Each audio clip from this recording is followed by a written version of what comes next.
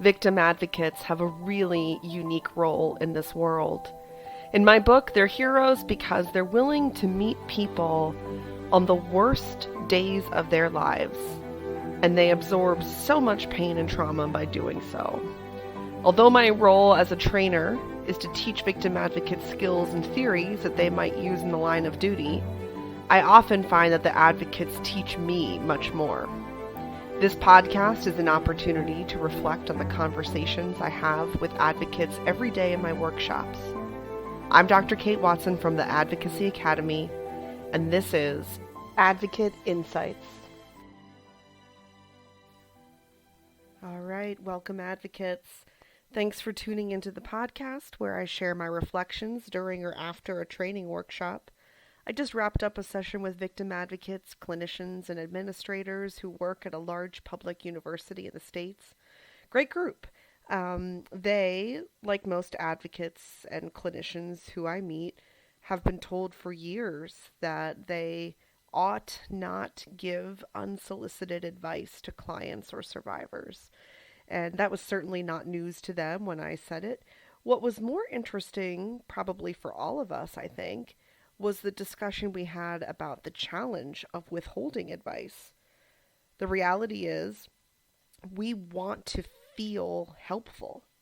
And oftentimes the things that feel helpful aren't actually helpful at all.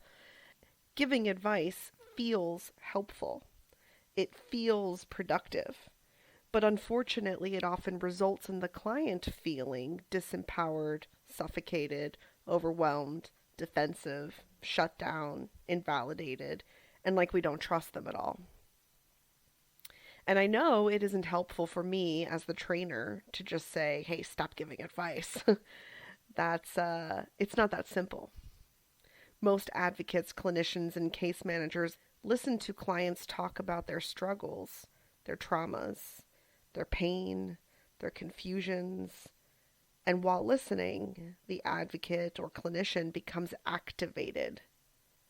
We as professionals have a reaction when we hear about violence, about sadness, discomfort, despair. Our hearts start racing. Our thoughts start racing. We get anxious about the other person's safety and well-being. We even become terrified that we might fail at helping them. And when we are anxious and terrified, we become desperate. And in that desperation, we might start to behave poorly. And that is when we start giving unsolicited advice. We don't mean to cause harm. We're just scared. And we start losing control of ourselves and our own actions. And that's why I say it over and over again. The trainings I give are often about healing and maybe quote unquote fixing ourselves. Not the clients, not the survivors, not the victims. That we are the ones who have some work to do. We don't have control over other people. But we can and should have control over ourselves.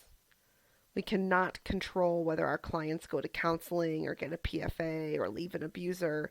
But we can gain control over our own reactions and emotions and get ourselves in a better position to help, which is what we spent the day doing. And it was, of course, great fun. Those are my thoughts for now, folks. I hope to see you in a future workshop.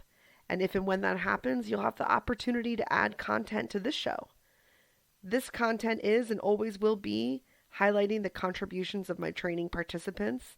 And I hope that you're next. Until then, be well, my friends. This has been an Advocacy Academy production.